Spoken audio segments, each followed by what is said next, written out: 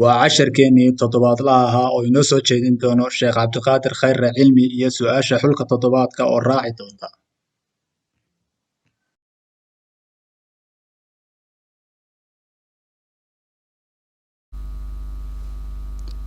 بسم الله الرحمن الرحيم الحمد لله رب العالمين والصلاة والسلام على أشرف المرسلين سيدنا ونبينا وحبيبنا محمد عبده ورسوله صلى الله عليه وعلى آله وأصحابه ومن تبعهم بإحسان إلى يوم الدين. رسول كان محمد عليه أفضل الصلاة والسلام وحيابو بدن أو كهد لي نلشيسي oo qayb ahaa maantana rumoobaya qaar uu ka hadlay oo iyana rumoobi doona insha allahu tacaala ayaa badan. waxyaabaha uu rasuulku sala allahu calayhi wasalam ka hadlay 1400 oo sannadood ka hor ee maanta aynu aragno in ay rumoobayaan waxa ka mid ah inuu rasuulku yidhi calayhi salaatu wasalaam diintan islaamku waxay geli doontaa guri kasta oo adduunka korkiisa ku sugan. waxaa iman doona waqti ay diinta islaamku gaadho oo ay gasho guri kasta oo adduunyadan korkiisa ku sugan. sida laga soo wariyey Tamiim ad-Daari radiyallahu anhu wa ardaah wuxuu rasuulku yidhi calayhi salaatu wasalaam fi alxadiis as-saxiix la yablughanna hada al-amru ما بلغ الليل والنهار ولا يترك الله بيت مدر ولا وبر إلا أدخله الله هذا الدين هذا الدين بعز عزيز أو بذل ذليل. حديث كان صحيحة كصحيحة على شرط البخاري ومسلم أو سوري إمام الحاكم عن عيسوريان إمام أحمد الطبراني البيهقي إمام الألباني يقول صحيح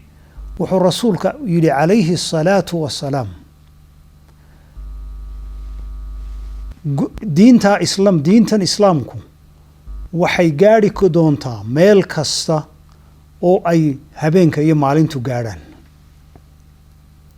mana jiri doono guri kaliya oo Ilaahay ka tagi doono ilaa uu geliyo diinta islaamka oo ku sugan intaa ay habeenka iyo dharaartu gaadhaan. diinta islaamku ha ku gaadho bi'izzi aziz sharaf iyo izzi ama ha ku gaadho bidhulli daliilin dhulli iyo tahqiir ha ku gaadhe way gaadhaysaa buu yidhi rasuulku calayhi afdalu salaatu wassalaam. rasuulku wuxuu sidaa u leeyahay in uu qalbiga u dejiyo waqtigaas asxaabtii la noolayd ee dagaalka lagu hayay iyo mu'aamaraadka ee ay Quraysh iyo Yuhuud iyo maxay ahayd dadkii islaamka necba ee horumarka islaamka iyo fidintiisa geed dheer iyo mid hooseba u fuulay inay diinta islaamka joojiyaan ayaa wuxuu rasuulku sallallahu calayhi wasallam ugu qoys goynayaa ama uu qalbiga ugu xasilinaya asxaabtaas in aanay qalbigooda hoos u dhicin. ilaahay baana qaybka u waxyooday rasuulka sallallahu calayhi wasallam waayo rasuulku ma oga wax qaybka ah balse ilaahay subxaanahu wa tacaala ayaa u soo waxyooday rasuulka arrintaa iyada ah inay diinta islaamku geli doonto guri kasta oo ku sugan adduunyadan korkiisa waqtigaasuna uu iman doono. xadiidku wuxuu ka warinayaa ama wuxuu sal ku leeyahay aayadda qur'aanka ah ee suuratu tawba uu alla yidhi subxaanahu wa tacaala acuudu billahi min ashaytaani alrajiim huwa aladii arsala rasuulahu bilhuda wadiini alxaq liyudhirahu cala addiini kullih walow kariha almushrikuun. wuxuu alla yidhi subxaanahu wa tacaala هو الذي أرسل رسوله وإلهي وكيسو دري رسول كيس بالهدى ودين الحق ونسو ديبي هدى هنون إيا دين الحق دين حقه ضمعين إلهي سبحانه وتعالى دين تا حقه ليظهره على الدين كله دين تا حقه إنay noqoto mid diimaha kale oo dhan ka kormarta inay noqoto si kasta oo ay mushrikiinta iyo dadka cadowga u ah diinta islaamka ay u karahaan ilaahay subxaanahu wa tacaala diinta islaamka wuu ka kor marinayaa diimaha kale oo dhan waxaynu aragnaa maanta in diintii islaamku ee maalintii uu rasuulku sala allahu calayhi wasalam ilaahay ku soo dejiyey iqra bismi rabbika aladii khalaq dhowrka qof ee keliya ahayd inay maalin walba sii kordhayso baynu arkaynaa maalinba maalinta ka dambaysa dhul aan islaamku weligii tegin dad aan islaamku weligood gaadhin inuu gaadhayo oo ay muslimayaan baynu aragnaa ilaahayna wuxuu rasuulkiisa carabkiisa inoogu sheegay walaa yatruka allahu bayta madarin walaa wabarin ilaa adkhalahu allahu hada addiin kana tegi maayo ilaahay subxaanahu wa tacaala guri keliya oo adduunka korkiisa ah ha ka samaysnaado maxay ahayd marmar iyo maxay ahayd dhagxaanta qaaliga ah iyo leban iyo buluketi wuxuu doono ha ka samaysnaado ama ha ka samaysnaado guri yar oo buul ah ama baybay yar oo maryo iyo maxay ahayd waxyaabo la isku xidhxidhay ka samaysan ha ahaadee guri aanu geli doonin buu yidhi rasuulku calayhi salaatu wassalaam aladii laa yantiqu cani ilhawa in huwa ilaa waxyun yuuxaa rasuulka wixii uu ku hadlaba ay yihiin waxyuu ilaahay ku soo dejiyey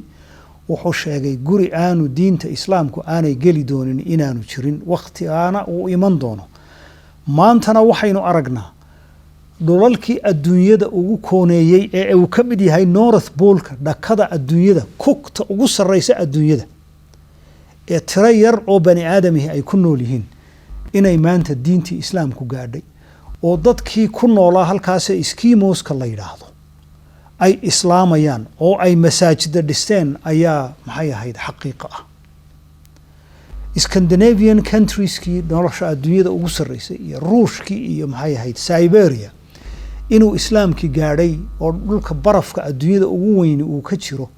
masaajid ay ka dhisan yihiin dadkii ku noolaa ee ku dhashay halkaa diin kasta ha haystaane ay islaamkii qaadanayaan ilaa iyo maalintii uu aayadda quraanka ugu horeysay ilaahay ku soo dejiyay rasuulkiisa calayhi salaatu wasalaam dagaal kasta oo lagu qaado islaamka mu'amaraad kasta oo loo dhigo si kasta oo la isugu dayo in la curyaamiyo maantada aynu joogno ilaa maalintii iqra bismi rabbika aladii khalaq uu ilaahay ku soo dejiyey rasuulkiisa cid wax yeeli kartaa ma jirto haba yaraatee uma jeedo markaan sidaa leeyahay macnihii dad muslim oo xooga baa jira macnihii waxa weeye dad muslim oo daciif way badan yihiin maantana islaamku meel uu waqti uu ka daciifsan yahay ma jirto markay timaado dadka muslimka ah balse islaamka isaga laftiisu wuu korayaa wuu kobcayaa quluub bani aadam oo aan weligeed laga malaysanin inay muslimayaan ayaa soo muslimaya 2002 Pew Research Center niman la yiraahdo qolo la yiraahdo oo Mareykan ah aasaaskooduna uu yahay yuhuud ayaa waxa yihiin dad darsa statisticska adduunyada waxay darseen koritaanka islaamku uu ku korayo adduunka dabeetana 2020kii waxay soo saareen results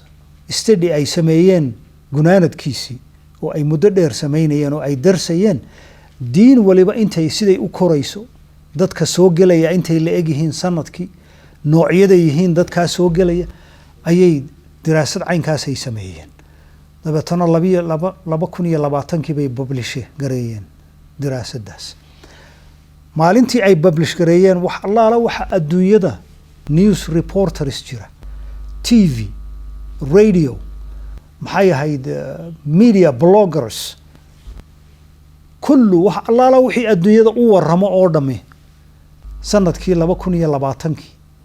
waxa adduunyada kaga hadlayeen meel kasta af kasta diinta islaamku inay fidayso kuna fidayso xad la yaab leh bal markaa aan eegno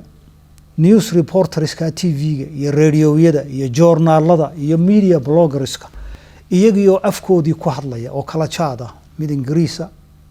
mid Dutch ah mid Faransiisa bal aan dhageysano insha Allah taala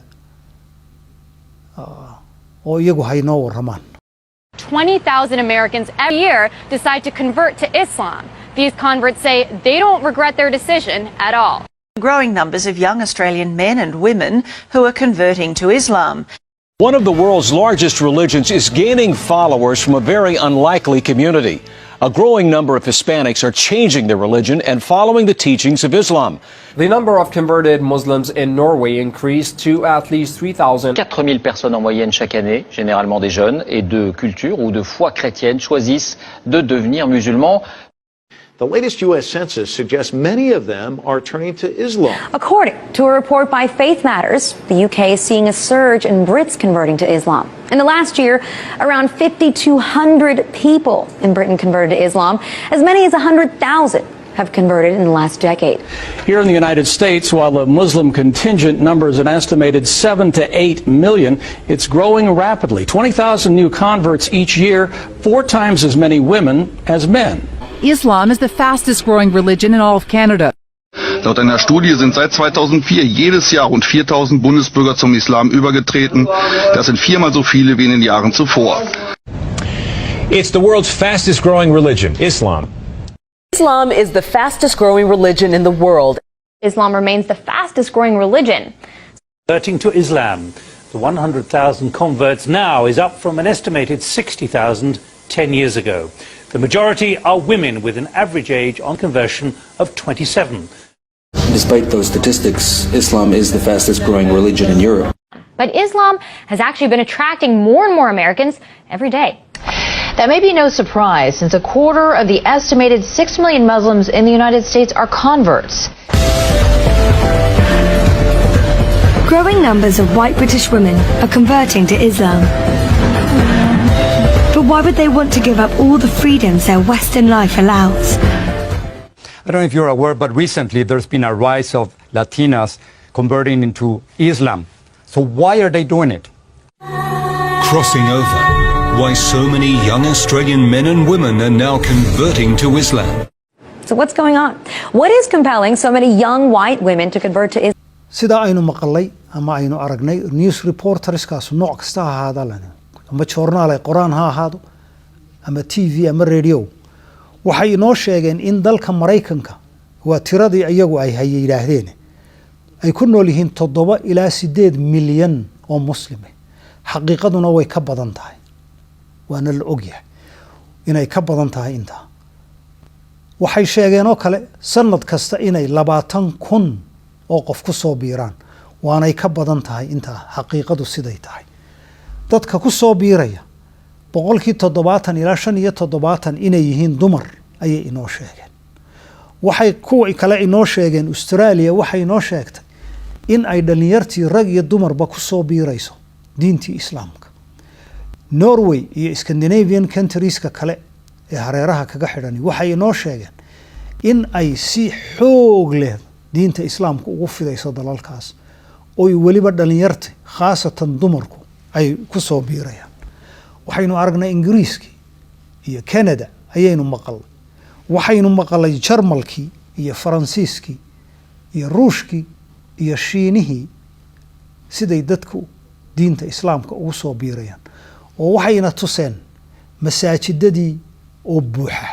China wuxuu yiri kii ka hadlayay masjid kaliya ayaa waxa ku tukada 10,000 oo qof shanta salaadood waa China Shiinaha masjid kaliya 10,000 oo qof ayaa ku tukada shanta salaadood buu inoo sheegay waxay kaloo inoo sheegeen dalka Mareykanka inay maanta ku nool yihiin maxay ahayd dadka tirada ku nool 240 in ay laban laabmayaan tiradaas macni 8 milyan 7 milyan ay sheegeen oo waliba ay ka badan tahay 240 in ay dadka Mareykanka ah ee diinta islaamka ku soo biirayaan laban laabmi doonaan waxay inoo sheegeen 2000 Pew Research-ka gunaanadkiisu ama results-kiisu 2040 ilaa 2050 diinta ugu tirada badan adduunyadu inay noqon doonto islaam bay inoo sheegeen waxaa soo reporterski akhiran waxay isweydiinayaan maxaa ku kalifaya dad waddan hore u maray oo nolol wanaagsan ku nool inay diin islaam ah oo iyaga ra'yigooda macnihii dib u dhac ah inay galaan oo ay qaataan waxay isweydiinayaan maxaa ku kalifaya dad xorriyad haystay khaasatan dumar sidaynu sheegnay dumarka ugu badan bay yidhaaheen waxa soo gelaya diinta islaamka maxaa ku kalifaya gabadh xorriyad haysata oo siday doonto u dhaqmaysa siday doonto u soconaysa waxay doonto ku hadlaysa siday doonto u labisanaysa maxaa ku kalifaya inay qaadato diin odhanaysa waxaa ma labisan kartid sidaa uma hadli kartid waxaa ma cuni kartid waxaa ma cabbi kartid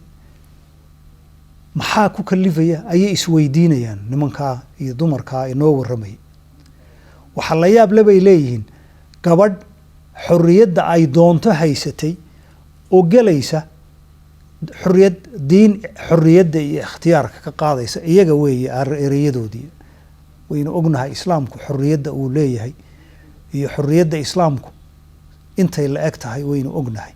balse iyagu waxay u arkaan diinta islaamku inay dadka xorriyadda ka qaadayso waayo qofkii siduu doono uma dhaqmi karo wuxuu doono ma cuni karo waa inuu wixii isaga qalbigiisa soo gala uun isagu uu ku socdo weeye balse waxaynu arki doonaa in shaa allahu tacaala jawaabaha iyo wax ka badanba qeybta labaad ee barnaamijkan in shaa allahu tacaala usbuuca soo socda wassalaamu calaykum wallahu aclam